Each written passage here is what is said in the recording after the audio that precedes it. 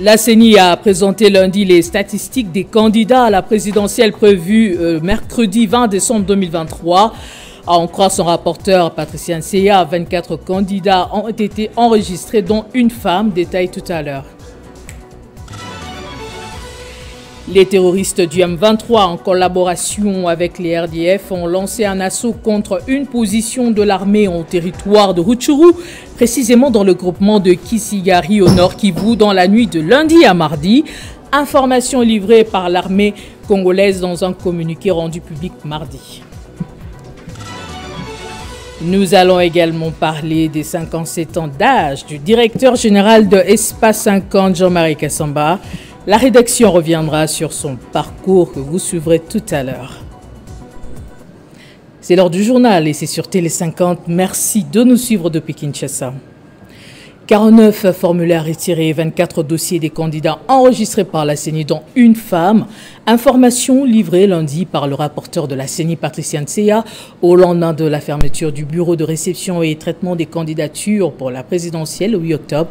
Place désormais à la période de retrait et substitution, débutée le 9, et qui ira jusqu'au 13 octobre avant la publication de la liste provisoire par la plénière de la CENI qui se réunira dans les prochains jours. On écoute Patricia Nseya. Il y a eu 49 retraits des formulaires, dont 39 pour les indépendants et 10 pour les partis et regroupements politiques. La CENI a reçu 24 candidatures, parmi lesquelles il n'y a qu'une seule femme qui a postulé. Et les 14 autres dossiers, on ne les a pas reçus parce qu'il y avait des pièces qui manquaient, soit c'était le certificat de nationalité, soit la preuve de paiement, ou même voir il y a des pièces qu'on a amenées qui n'étaient pas notariées. Il y a toutes ces choses-là qui ont fait que d'autres dossiers n'étaient pas reçus au niveau du BRTC. Il faut aussi retenir que parmi les 24 candidats, nous avons 18 candidats indépendants et 6 candidats viennent des partis et regroupements politiques. La plus grosse difficulté rencontrée, c'est celle liée à l'engouement du dernier jour. Je dois reconnaître aussi que nous avons eu des équipes, des professionnels. Nous avons également eu une très bonne équipe au niveau du BRTC, sans oublier l'équipe managériale qui a accompagné cette opération. Les premiers jours, nous avons enregistré 3 candidats. Mais après cela, il y a eu quand même une période où il n'y avait plus de candidats pour déposer leur dossier. Au moins, nous avons reçu des mandataires des candidats, voire même les candidats eux-mêmes, pour les retraits des formulaires. Et jusqu'au dernier jour, il y a eu les retraits des formulaires, ce qui a fait que nous avons atteint ce chiffre-là de 49 retraits de formulaires. Les prochaines étapes, nous avons commencé l'étape de retrait et de substitution. Un candidat peut se retirer pendant cette période. Un parti ou regroupement politique peut remplacer son candidat, changer son candidat. Et puis après, s'en suivra la délibération par l'Assemblée plénière pour publier la liste provisoire avant celle définitive après les décisions de la Cour d'appel. De son côté, la société civile congolaise, dans sa pluralité, réfléchit sur les enjeux électoraux en cours et propose aux différentes parties prenantes d'adopter un comportement responsable et promouvoir la diversité communautaire. Il est question de voir comment minimiser les risques d'implosion avant, pendant et après les élections au pays. Mobiliser la population à plus de responsabilités et adopter à l'égard des élections un comportement responsable susceptible de minimiser les risques des violences électorales. Tel est l'objectif du lancement du projet Acte 2023, regroupant plusieurs mouvements de la société civile. Éduquer la population pour qu'elle pose des actes éclairés. Et vous savez que nous nous préparons aux élections.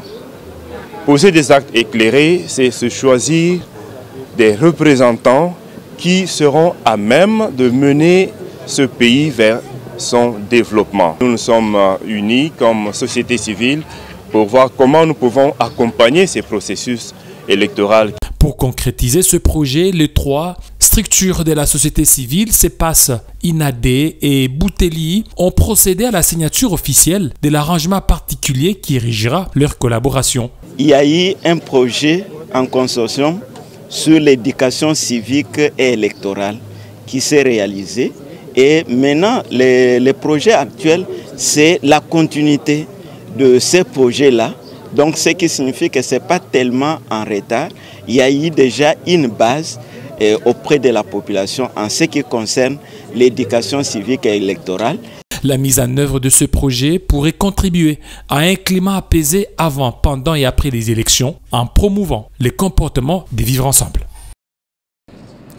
Mis à mal par les Ouazalendo, les terroristes du AM23, en collaboration avec les RDF, ont lancé un assaut contre une position de l'armée en territoire de Rutshuru, précisément dans le groupement de Kisingari au Nord Kivu. Dans la nuit de lundi à mardi, le bilan provisoire fait état d'au moins 6 morts côté assaillant. Information livrée par l'armée congolaise dans un communiqué rendu public ce mardi dénonçant cette énième provocation des rebelles du AM23.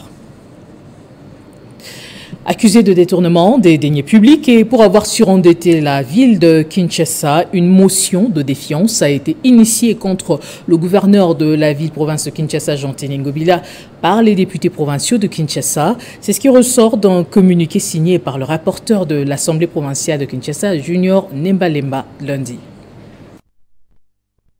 Une motion de défiance a été initiée contre le gouverneur de la ville-province de Kinshasa, Jean-Téné Ngobila, par l'Assemblée provinciale, signalé lors d'un communiqué officiel rendu public par les rapporteurs de cet organe délibérant, Junior Nembalemba, ce lundi 9 octobre. Cette motion de défiance fait suite aux accusations portées contre le gouverneur de la ville-province de Kinshasa, notamment les détournements des deniers publics et le surendettement de la ville de Kinshasa, précise ce communiqué et qui renchérit qu'une commission est mise en place pour examiner cette motion de défiance ce mercredi 11 octobre. Dans la même optique, ce communiqué précise que le gouverneur de la ville de Kinshasa devrait présenter ses moyens de défense dans les jours à venir. Par ailleurs, le président de l'Assemblée provinciale Godin Poy avait révélé que la ville de Kinshasa aurait accumulé une dette estimée à plus de 150 millions de dollars américains en l'espace de 3 ans. De son côté, le gouverneur de la ville-province de Kinshasa avait rejeté ces allégations. Et pourtant, Godin Poy a affirmé ses propos avec plus de 6 documents des demandes d'emprunt formulées par le gouverneur Jean-Téné Ngobila, signalant que l'Assemblée provinciale de Kinshasa et le gouvernement provincial entretiennent des relations tendues depuis quelques jours. La ministre de la Formation professionnelle et métiers, Antoinette Kipoulou, a procédé le 9 octobre à la signature d'un accord cadre spécifique à la formation professionnelle avec la Fédération des entreprises du Congo. Cette signature augure des lendemains meilleurs dans le secteur de la formation professionnelle, à l'en croire, car il prévoit la mise en place d'un cadre organique de certification et la définition des profils d'emploi. Cet accord paraphé entre le ministère de la Formation professionnelle et la FEC, Fédération des entreprises du Congo, vient en appui au premier conclu avec le ministère sectoriel de l'éducation et va permettre au ministère de la Formation professionnelle et métiers ainsi que la FEC de travailler en synergie pour fournir aux entreprises congolaises une main-d'œuvre locale qualifiée dans tous les domaines de la vie nationale. Prenant la parole, le président national de la FEC, Albert Yuma, a exprimé sa joie de voir ce projet se concrétiser après un long moment de concertation au haut niveau ainsi qu'entre experts de deux parties. Nous avons besoin d'une phase préparatoire qui a disparu, qui existait ici. Pour sa part, la patronne de la formation professionnelle et métiers, Antoinette Kipoulou, a souligné l'importance de cet accord cadre qui vient résoudre l'épineuse problématique de l'inadéquation formation-emploi, ce qui va mettre fin à l'importation de la main-d'œuvre étrangère. Dans le même ordre d'idées, elle a évoqué les projets de création de la Chambre nationale des arts et métiers à implémenter à Kinshasa ainsi qu'en province pour l'encadrement des hommes et des femmes des métiers en collaboration avec la Fédération des entreprises du Congo. Il s'agit de donner des moyens, entre autres, aux jeunes confrontés à plusieurs niveaux, dont le chômage et la pauvreté, de participer à la quête du développement durable dont a besoin de notre pays. La ministre Antoinette Kipoulou a remercié Albert Yuma pour son implication à la signature de cet accord cadre qui exige de deux parties le respect des engagements pour fournir à la jeunesse congolaise un cadre idéal favorable à la professionnalisation de la formation professionnelle et à l'apprentissage de métiers afin de répondre aux besoins des entreprises locales, comme c'est le cas sous d'autres cieux. Et puis le ministre de l'Agriculture a été reçu par le directeur général du groupe MKM, Eliel Kassinga, dans sa ferme agro-pastorale située dans la commune de Maluku. Il était question pour José Panda de s'imprégner du travail en cours des réalisations de cette ferme. La ferme agro-pastorale MK de l'opérateur économique Mike Kassinga Mulinga a reçu, le dimanche 8 octobre 2023, la visite du ministre congolais de l'Agriculture. Le but de cette descente de José Panda Kabangu était de se rendre personnellement compte du travail en cours de réalisation dans cette exploitation implantée dans la commune de Maluku à l'initiative d'un compatriote congolais. Le ministre qui accompagnait le secrétaire général à l'agriculture et toute sa suite ont reçu des explications sur l'organisation générale de la ferme. La visite a commencé par le système d'adduction d'eau par fourrage. Cette eau est utilisée notamment à l'irrigation des cultures et à la boisson de troupeaux des vaches, des chèvres, des moutons, également à l'entretien de volailles. Le ministre de l'Agriculture a conclu que la ferme agro-pastorale MKM mérite l'appui du gouvernement. L'impression que j'ai, c'est une impression de satisfaction. D'abord, puisque je suis ministre de l'Agriculture, c'est la première fois que j'arrive à visiter une ferme purement congolaise. Je viens de vivre une expérience congolaise que nous sommes appelés à soutenir. La ferme agro-pastorale MKM couvre une superficie de plus de 7500 hectares qui s'étend sur les villages Kinati, Mato 1 et Mato 2. On y pratique diverses activités culturelles, a indiqué le directeur général du groupe MKM, Eliel Kassinga. Les moyens pour transformer les produits sur place. Pour l'instant, nous sommes dans la production d'œufs. D'accord, nous faisons tout ce qui est poulailler, on a plusieurs types de volailles. On se concentre seulement pour l'instant dans la production d'œufs. C'est donc une note de satisfaction que le ministre congolais de l'Agriculture a clôturé sa visite dominicale à la ferme agro-pastorale Mike Kassinga Mulinga. Dans le Haut-Katanga, la Fondation pour le développement communautaire de Kipushi a, comme toutes les années, lancé la campagne de sensibilisation pour la saison culturelle 2023-2024. Le week-end dernier à Kawama, les habitants ont été sensibilisés à la culture du chant. En prévision de la saison culturelle 2023-2024 qui pointe à l'horizon avec l'annonce de la saison des pluies, le président de la Fondation pour le développement communautaire de Kipushi s'est rendu à Kawama, une localité située à 25 km de Lubumbashi dans les territoires de Kipushi. Les habitants du village, hommes, femmes, enfants, lui ont réservé un accueil chaleureux au rythme de chants et danses. Pour combattre la pénurie de la farine de maïs, qui est devenue un problème récurrent dans la région du Katanga, Victor Ngoyangoy s'emploie à sensibiliser ses paysans, membres de la Fondekoki, à s'adonner à l'agriculture. Turimeni mashamba. Turime mashamba. Ba américain ba chinois banakuwa puissant ni bulongo kilimo. Avec le soutien du gouvernement provincial, il promet de revenir dans les tout prochains jours pour distribuer les intrants agricoles, dont les semences améliorées et engrais chimiques. Un message reçu avec joie par les habitants. Comme dans ses habitudes, les députés des pauvres, comme on l'appelle ici, a apporté des pagnes aux membres du comité local de la Fondekoki et un lot de vareuses pour les équipes de football des jeunes du village. Élu depuis 2006 comme député provincial de Kipushi, Victor Ngoyangoy consacre l'essentiel de ses émoluments dans l'encadrement des paysans du territoire et d'ailleurs dans la culture du maïs, aliment de base dans la région. Le député national Serge Kandé a visité les différentes cellules composant la Dishanko le week-end dernier. Objectif, redynamiser sa base et faire le point de l'accueil réservé au chef de l'État pour sa première visite du port sec de Lukanga en territoire de Sakania dans le Haut-Katanga. C'est un accueil chaleureux réservé au digne fils de Sakania, Serge Shembo Kondé, par sa base naturelle de Sakania. Une salle bondée de monde, membre de la fondation Dishanko et membre du Parti Avenir du Congo, ACO, qui ne cessent d'être en perpétuelle communion avec leurs potentiels candidats en 2023. L'homme de l'équilibre était porteur de deux messages.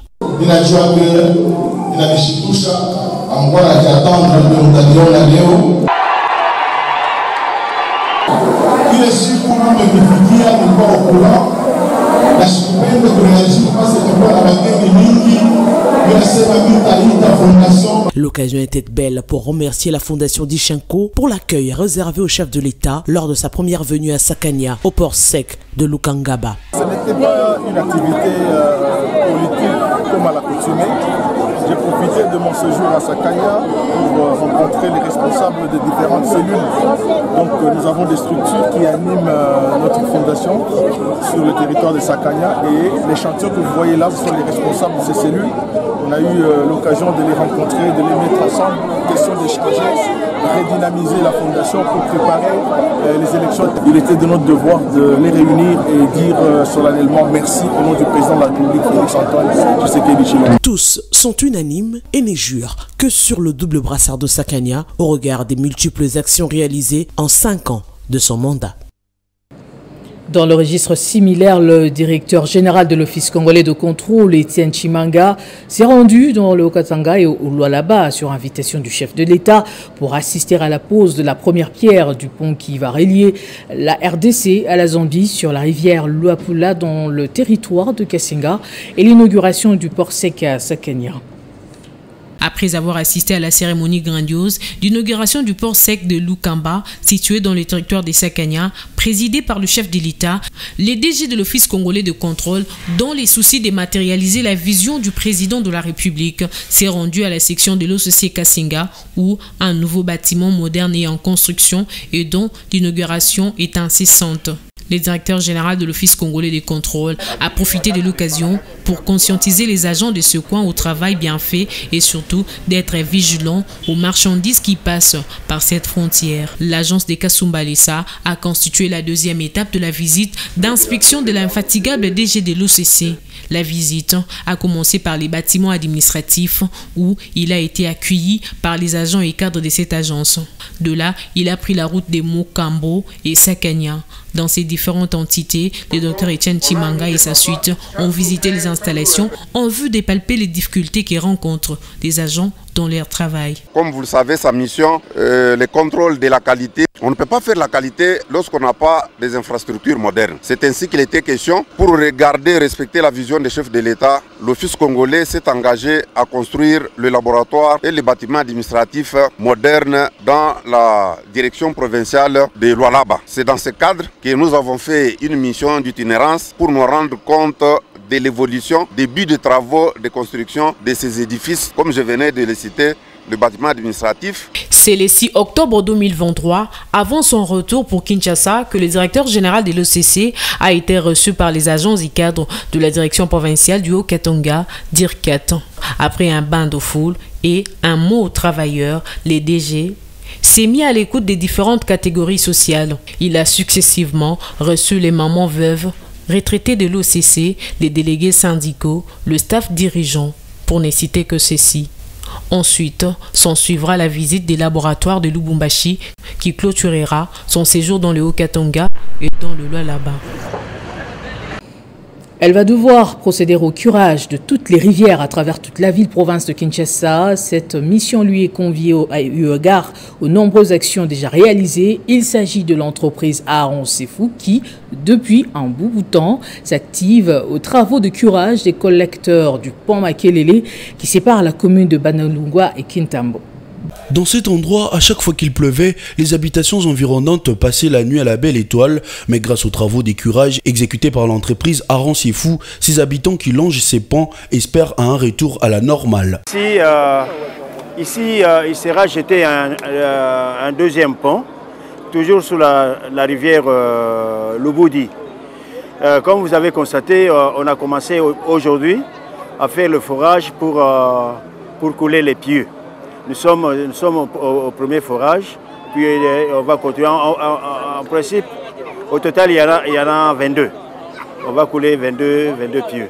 C'est un pont de 43 mètres qui va relier le camp Luka et à la commune de Bandalungwa. À la fin de travaux qui sont exécutés en dessus du pont Makelele, qui consiste au curage des caniveaux et à l'érection d'une autre canalisation, cela pourrait faciliter l'écoulement des eaux jusqu'au pont Mondjiba où les engins sont déjà sur place pour exécuter les travaux de débouchage de cette rivière.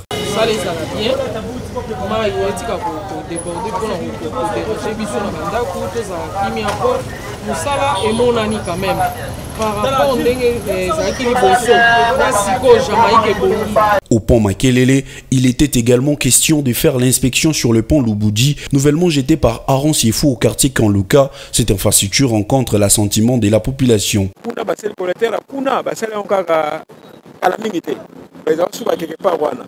Donc, mais moi je pense qu'il faut tout le temps.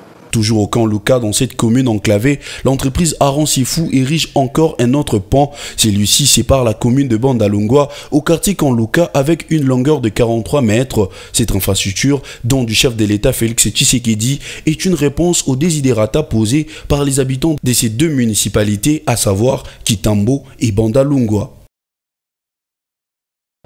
Allez, on va terminer en beauté. 57 ans d'âge, couronné d'un parcours on ne peut plus élogieux. Comme vous l'avez si bien remarqué sur nos antennes, le directeur général de l'Espace 50 et président provincial de l'UNPC, section Kinshasa, Jean-Marie Kassamba, célèbre ce mardi 10 octobre ses 57 ans d'âge. Une vie pour le travail et son pays, mais aussi sa famille, que je vous propose de découvrir à travers ce document.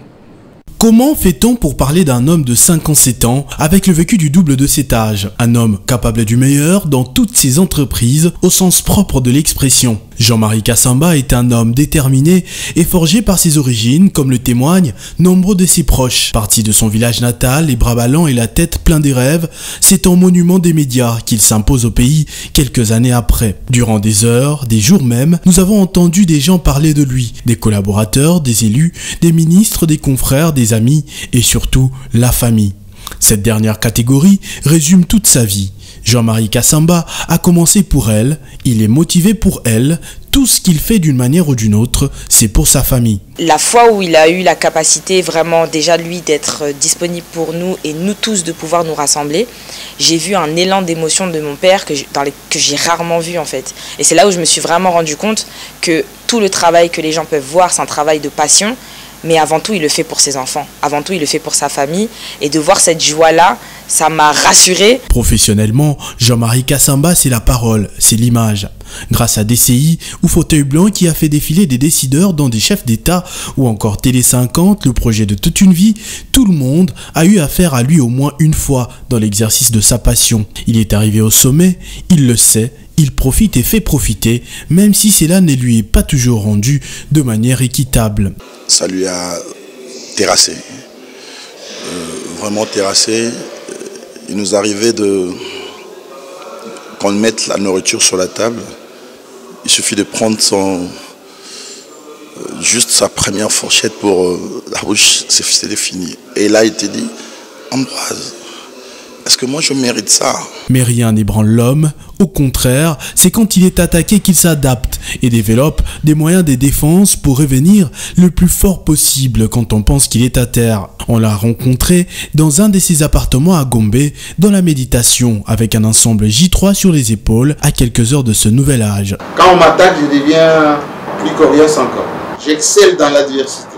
L'avenir appartient à Dieu, mais ce qui est sûr, aussi longtemps que Dieu me prête vie et que j'ai la force, je vais aider le mien à faire un peu plus que je n'ai pas pu. C'est donc la tête haute et les principes en avant que Jean-Marie Kassamba continue de marquer son époque et les esprits. Aux yeux du public, il est perçu comme un personnage autant simple que complexe, rigoureux mais amusant, très sérieux mais aussi bon vivant. Je m'habillerai jamais comme lui, ça peut être sûr. Ça peut être sûr. Faire des trous, j'en sais rien. C'est son choix, c'est son style, il aime ça, il faut bien qu'il le fasse dans sa liberté, mais moi je ne m'habillerai jamais comme lui. En tout cas, pas lorsqu'il se décide d'arborer certaines tenues.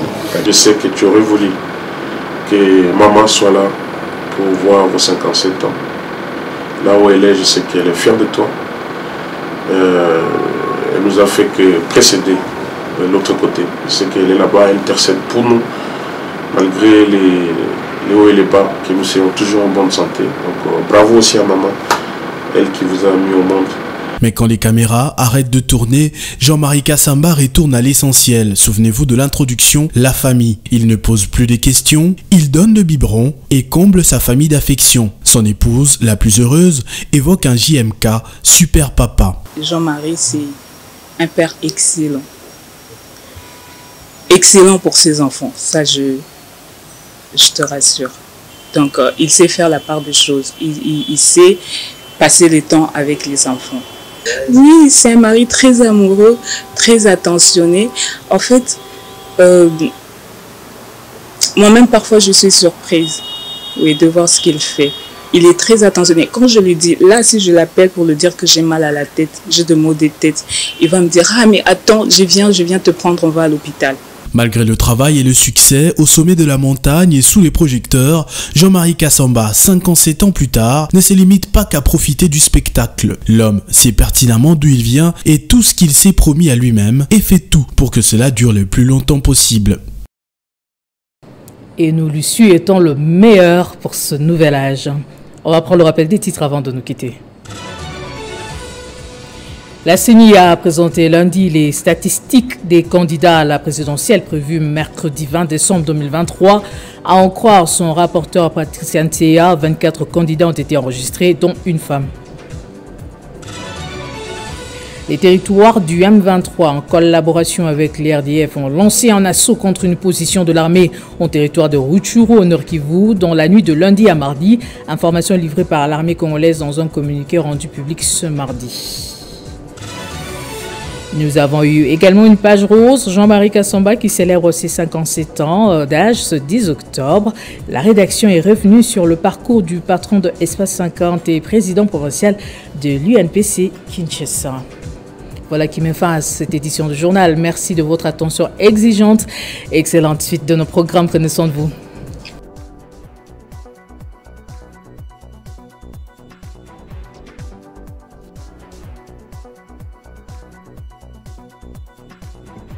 Retrouvez toute l'actualité en continu sur www.tele50.cd.